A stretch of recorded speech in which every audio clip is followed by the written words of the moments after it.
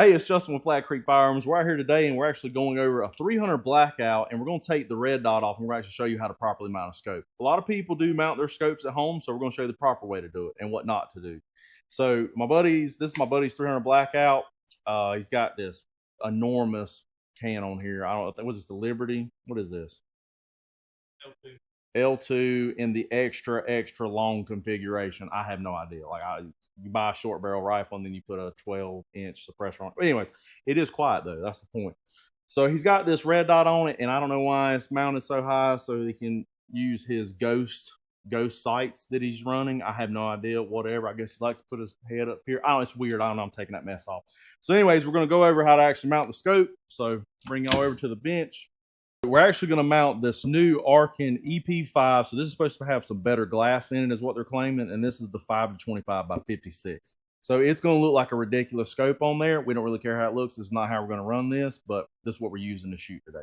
So we're going to go over how to actually mount this.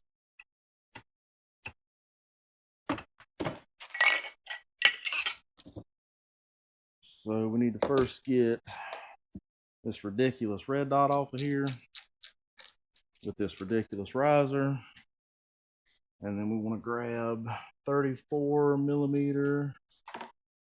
There we go, 34 millimeter, and we're going to grab, this is just the Leopold one piece for a 30 mil, and we're actually going to go over, I'm just kind of guessing right now about where it needs to be. One key thing that everybody needs to remember when you're actually mounting a scope: always push your mount forward. And the reason you do that is because when the gun recoils, and this ain't so bad on an AR, but it's just good practice. Always push it forward. That way it doesn't come in contact with the back of the lugs. Like when I say the lugs, the back of the actual Picatinny mount. Because if you're pushed back here and the gun recoils, there's more recoil hitting the scope, there's more vibration and stuff in it. Trust me, I run a Scarf 17, and that thing will literally beat optics to death. That's what it's used for.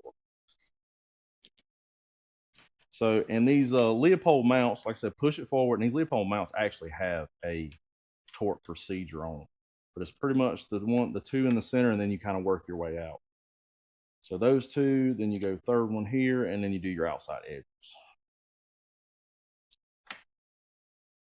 Probably blocking everything with my hand.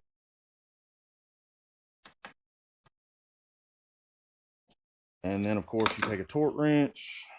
And you got to have one of these. And this is an inch pounds, not foot pounds. For all you people out there who's taking tires off and then you come in here and try to and you break a bolt, that's why. And y'all are not going to like my torque specs because I don't do the whole 18 foot-pounds and all that. So normally with these and scope rings, I'm normally sitting at about 50.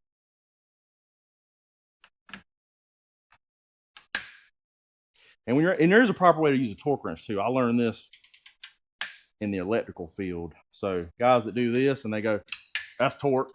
That's not how you use a torque wrench. How you actually use a torque wrench is you turn it until it clicks. That's the proper way to actually use that. Everything has a proper way to use it.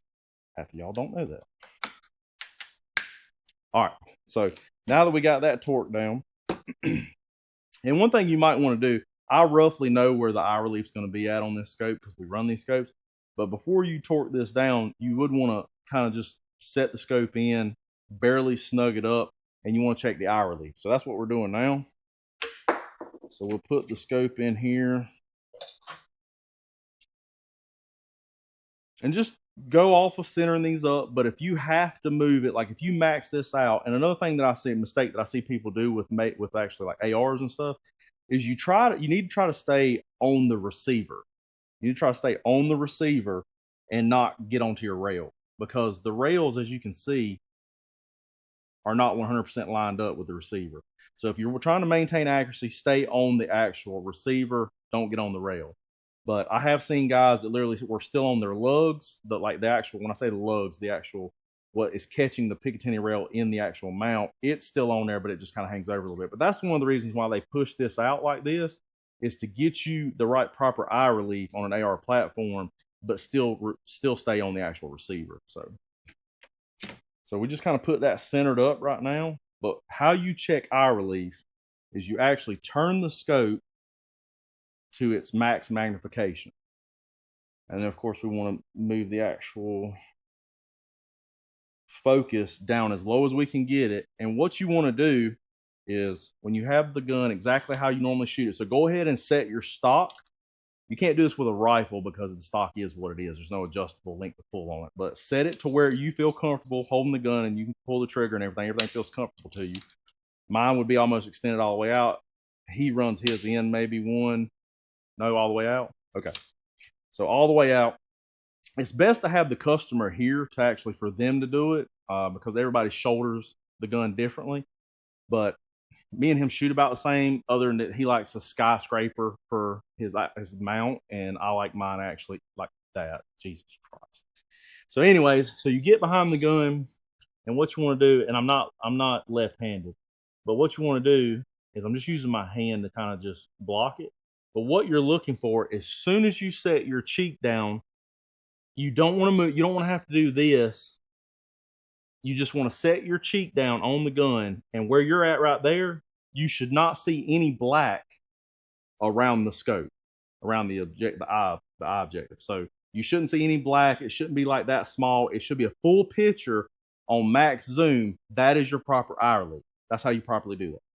And then literally when you back it back off and you set your cheek down, you're like, wow, that looks absolutely great. So that's how you actually set eye relief. All right. So then getting to the actual caps. So this is very important too. Whenever you take your caps off of your actual mount, scope rings included, all this is included. When you take them off, they are directional and they are literally mated to the front and back. There is a front and back and there is a direction to them. So when you take them off, make sure you remember when you place them off. What I always do is as soon as I take them off, I place this one at the back facing the way that I'm actually mounting the scope. I do the same thing with the front and I place it in the front. That's how we do it. So only thing we want to do is literally set these on here. And we're just going to go ahead and run down the screws. And this is where you want to kind of make sure your caps, the space in between your bottom cap and top cap are even, because you're not putting any kind of crazy pressure on one side or not. So this is where you kind of try to go back and forth and get it even, and you just want to barely get it to where it starts to contact the scope. That way it's not going to be doing like just flopping.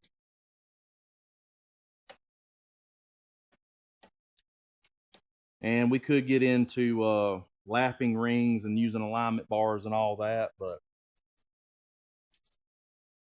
if you buy precision rings and you buy a precision mount, and some of these mounts are upwards, some of the ones I bought are $600.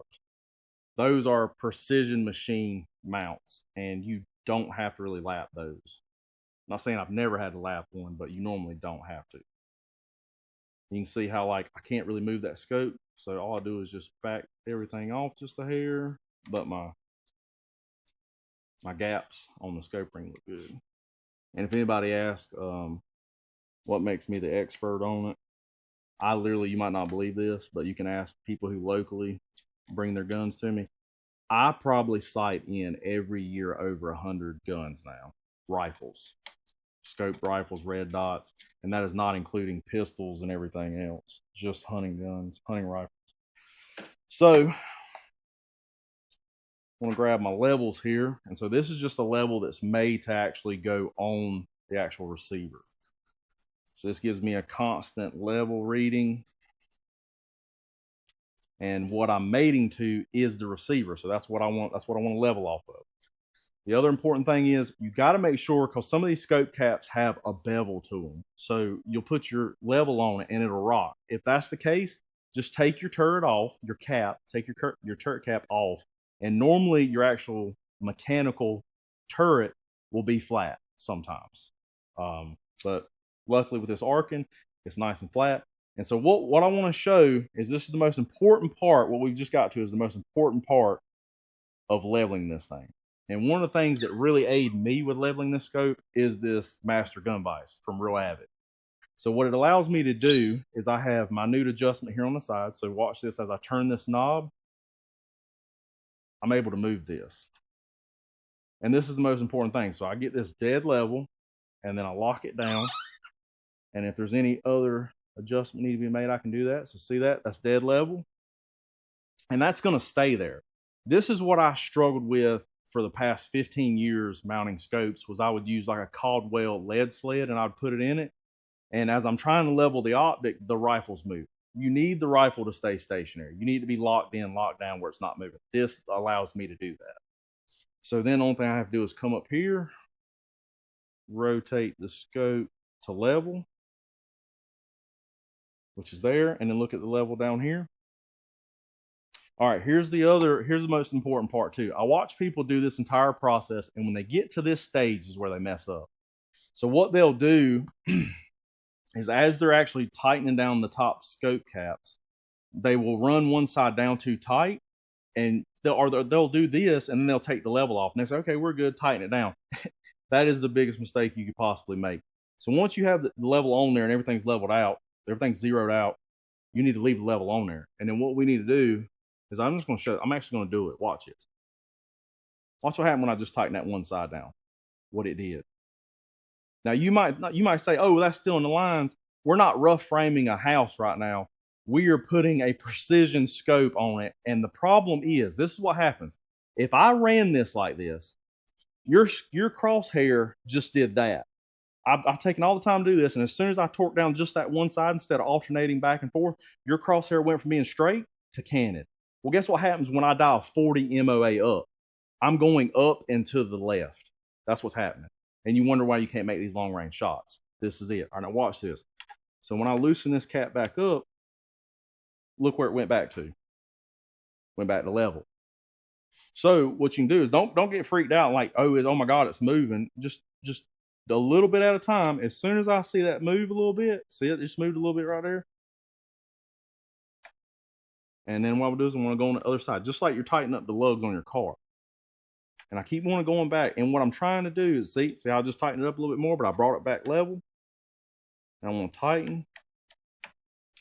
And then see, when she starts creaking like that, you're getting close to being tight. And what happens is once you get one torque down level, the back's not as bad. It won't affect the scope as bad as everything being loose. So all I'm doing is just snugging those down, and then I'm gonna go to the back and do the same exact thing. So I'm gonna come back here. I'm gonna torque this one a little bit, and I'm just kind of feeling how much pressure's on. I keep moving back and forth until the scope's kind of cinched down. And right here's where I stop. And look at this. Look at this. Look at this level. Look at that level. This is how we put data in a ballistic calculator, dial these turrets, and we will make those shots every single time. This is the most important thing you could possibly do. If your scope's canted, that's why y'all are sitting there bringing me your guns, fighting the scope. You're like, I know I need to go up an inch to the left, but as soon as I dial it, it goes, 3 inches this way, 2 inches down, and I don't understand why. That's what's going on, is the actual scope is crooked. It's canted. So the last step that you have to do once you have everything torqued down, and you still leave the level on here for this step too, is you actually take your torque wrench again. Now arcing, it literally says it on the actual scope box. It's like torque down like 18 foot-pounds. We're rough on our guns around here, so we torque them down more than 18 foot-pounds. This scope can't handle me torquing 30 on it, and then I don't want it. So they're going to hate this whenever they see this. So 30 inch-pounds. Level still on there. Oh.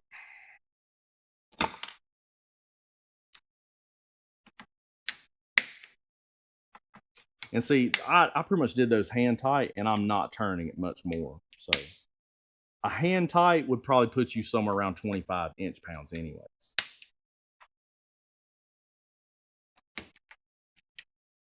But if you feel that one is tightening up a little bit more than the other side, then you want to sit there. You want to sit and see. This is what happened right here. So that means, I was about to say it looked like it moved a little bit, but nope. That's what you want to constantly check, is make sure it's in the same spot. And when you're torquing everything down, she's still level. So when you get done, if it's not level, don't just say that's good. Do it again, because sometimes you can set these scopes down into the bottom ring. They are machined that tight. So sometimes when you clamp them the first time, they set down, and then the second time you go to tighten it down, it won't rock and move as much. So level. So show that one more time, just because we're done torquing it down, everything's torqued. And we double check, triple check. See, that one went a little bit more. That one a hair more. And you always alternate back and forth.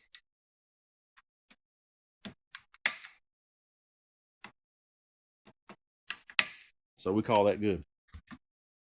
That's actually the proper way to mount a scope. Now we're actually going to show you how we bore sight and actually sight in the gun in as few as rounds as possible. So what we actually do, we don't use an alignment, we don't use a bore sighter. I actually even have, these were custom made to be perfectly to the chamber. So these are actually lasers and they go inside the chamber. So you can't get any more center than the bullet that's designed to go inside the chamber. I use these two, garbage.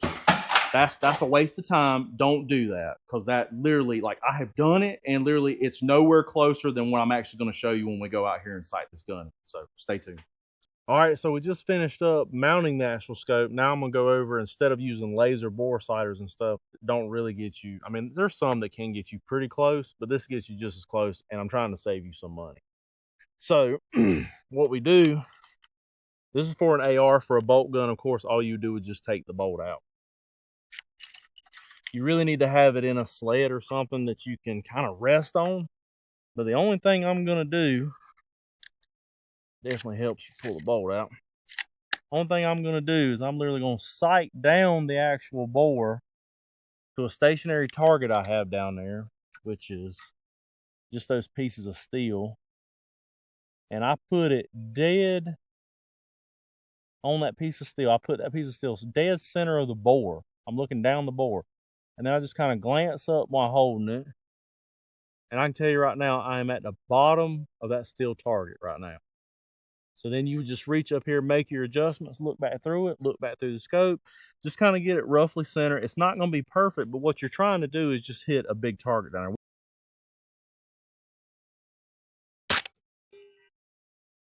All right, so now we're down range at 100 yards where we just shot the 300 blackout sub, and this is at 100 yards. So this is where we actually hit. This is where was our point of aim, and this is where our impact was. So the only thing we want to do is just measure the center line of that bullet down to the orange. So that means I need to come down in the scope. I need to go down 3.5 inches. And then how far do I need to go left? You can call that 3/4 or you can call it 1 inch, but it's kind of in between. It's more like 7/8, but you can't do 7/8 because it's 1/4 inch adjustment at 100 yards. So that's your click value. So what we're going to do is we're going to move left 3/4 and we're going to come down 3.5. Let's go do that and take another shot and we'll come back down here.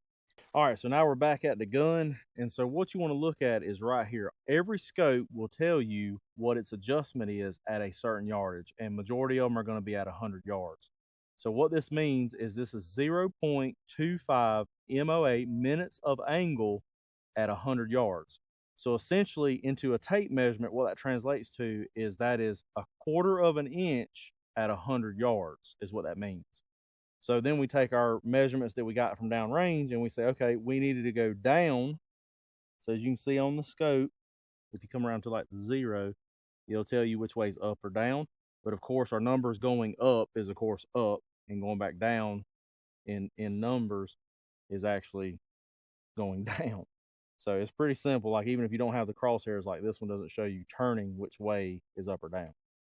So what we're going to do is 0.25 MOA is 4/4 in an inch. So of course we want to come down 3 inches. So we say 3 times 12. So we come down 1, 2, 3, 4, 2, 3, 4, 1, 2, 3, 4, and 1, 2. So that actually puts us at 3.5 inches. All right. So then we needed to go 3/4 to the left because our impact was to the right. So all we want to do is just 3 clicks, because that would equal 3/4. So 1, 2, 3. That should be dead center or very, very close. So now don't get frustrated if you shoot another shot and it's not exactly where you want to go, because the rounds have deviation in them. So that means when you shot that first round you're trying to sight in off of, it might have been 2,500 feet per second. The next round you might shoot might be 2,400 feet per second, and that might move it around just a hair, but relatively you should be really close to your point of aim, point of impact, if you actually sight it in like So we're gonna take another shot and see if we hit that orange. And we are shooting subsonic, so there is a good bit of deviation in these rounds, but we should be close to that orange.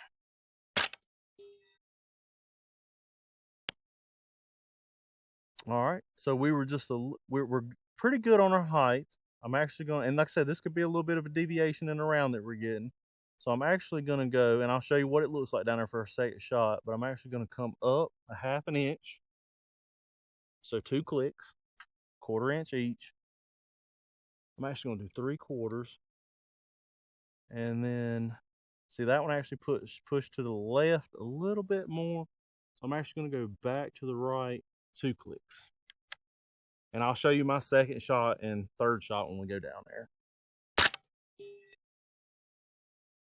And that one is pretty much, height is about perfect. I'm going to come up just one more because this subs are going to have a lot of fall. And I'm going to go back right. That one was actually in the orange. All right, now let's go look at this. And I'm going to show y'all a little bit of deviation in these subsonics. All right, so I'll go over my shots again. So this was the first one. This was our sight-in shot. This was our second shot. I moved up 2 clicks, and I think I moved over 3 clicks to the right. Hit this one. I clicked over another 2 clicks to give me a 1/2 inch, and 1 click up. I should have been right here. But this is what I'm talking about with subs. Now, if we're shooting match grade like hand loads, you wouldn't get stuff like this. Like literally, it would have been exactly where I called for it.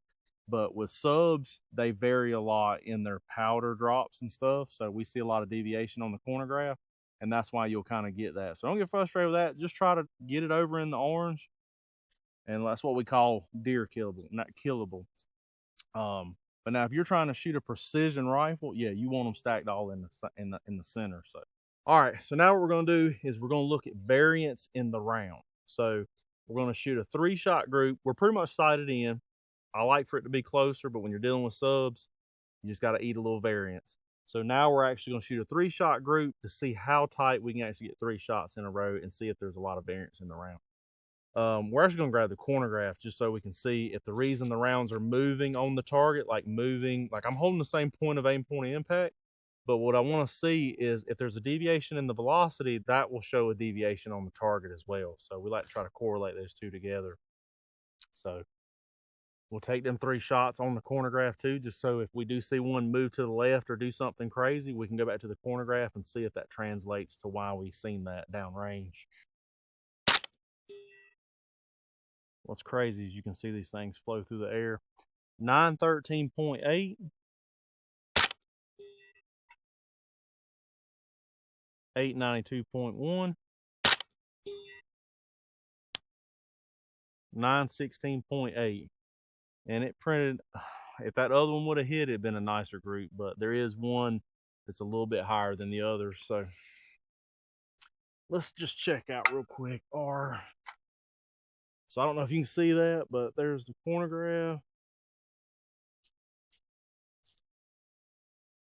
You can see the max and the min, and then I'll show the deviation under the shot string. So we'll go back out, shot list. So there's our deviation. So you can see the second shot deviated -15. So it was 15 feet per second slower than the other 2 shots.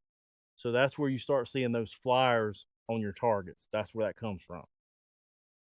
So let's go down there and check it out. All right, so this was after our 3-shot group at 100 yards, and that barrel is, what length barrel is that on that gun? 7.5, and that's a Liberty. That's the long can. What is that? Liberty Precision L2. The long one. So that's the reason that gun is so quiet. And then the actual rounds that we're shooting are some cheaper 300 blackout subs. What's the name brand of those? Minuteman Munitions. And what grain? 220. 220 grain. So this was my first shot right here. And then when you seen the pressure spike where it was, well, no, it wasn't a spike, it was actually a low. So it was -15 feet per second. it actually hit up here. So there's no really correlation that, a little bit slower, a little bit faster. It just kind of throws a little bit. And it's all about how the bullet's seated inside the case too. When that's getting into reloading. So this was the one that deviated so bad. And then when the other one came back, which was really close to the first shot, it come right back in the same group. So if this one hadn't deviated, they all three would have been right here. And that is pretty decent out of, that short barrel.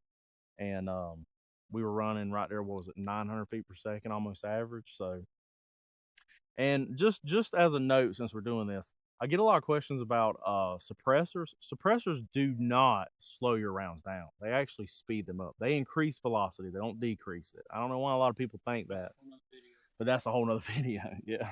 So that's not a bad group for some subs at 100 yards with a short barrel. I can tell you that. All right, so now we just finished up sighting everything in. We need to come back in and actually set our zero stop. So how you do that, and each manufacturer has its own way to actually set the zero stop. So just check in your manual for that, or there's people that's made videos on it. So with the Arkin, we're actually going to take these 3 set screws loose on all 3 sides here. And then once those are loose, you can see we were set on 8 3/4 essentially. That was our 100-yard zero because we had to come up because of subsonics. You just pull the cap up, rotate it back to 0, and then set it back down. And then that's when you actually want to hold it on 0 and crisscross. So you tighten one up just a little bit. Then you want to go to the other side. You got to make sure it stays on 0 too because it's not engaged yet. So as soon as it engages, and you don't have to torque on these things. Like these are small little set screws. As soon as you feel a little resistance, stop because this is aluminum cap. You will strip it. All right, so now that's set to 0. So now we need to set the 0 stop for it. So the first thing we want to do is your brass is last as far as tightening up. So you want to pull the brass actually set screw out. Then you come up here, the one that says literally 0 stop on it. And then you'll tighten it down. Same thing. You ain't got to wrench on it, got to tighten it down. You just want to, you feel some resistance on it.